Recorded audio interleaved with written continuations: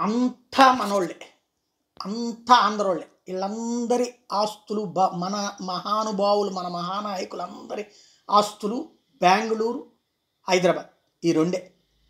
మన బ్రతుకులు వాళ్ళ చేతుల్లో పెడుతున్నాం.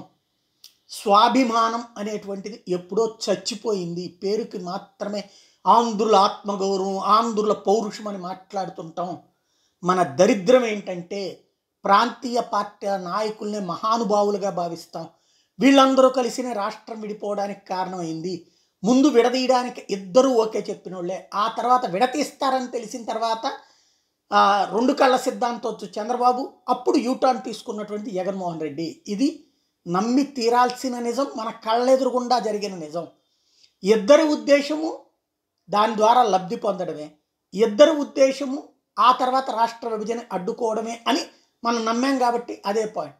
బట్ స్టిల్ వీళ్ళ వ్యాపారాలన్నీ హైదరాబాద్లో ఉన్నాయి, వీళ్ళ వ్యాపార హెడ్ క్వార్టర్లన్నీ హైదరాబాద్లో, వీళ్ళ పన్నులన్నీ తెలంగాణకే కడుతున్నారు, వీళ్ళ ఆస్తులన్నీ అక్కడే ఉన్నాయి. ఇక్కడికి ఎవ్వరూ షిఫ్ట్ చేసుకోలేదు. అలాగే మన ఆంధ్ర బ్రతుకు కూడా హైదరాబాద్తోనే ముడిపడి ఉన్నది.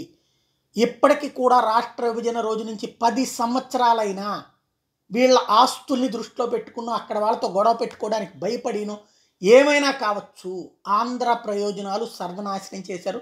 1,20,000 కోట్ల రూపాయల ఆస్తులు ఆంధ్రాకి రావాలి. రూపాయి కాదు, 2 కాదు, 1,20,000 కోట్ల ఆస్తులు.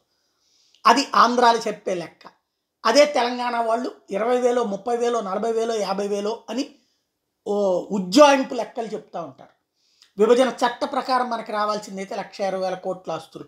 చీఫ్ అండ్ బెస్ట్గా తీసేసిన 40,000-50,000 కోట్ల రూపాయల ఆస్తులు మన చేతికి రావాలి.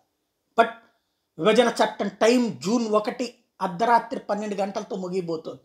ఈ రోజు వరకు చంద్రబాబు మాట్లాడు, జగన్మోహన్ రెడ్డి మాట్లాడు, పవన్ కళ్యాణ్ మాట్లాడు, కేంద్ర ప్రభుత్వం మాట్లాడు.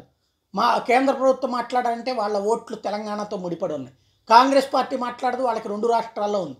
ఇక్కడ మన నాయకులు మాట్లాడరు, వీళ్ళ ఆస్తులు అక్కడ ఉన్నాయి. ఆంధ్ర బ్రతుకేంటి అర్థం కాదు.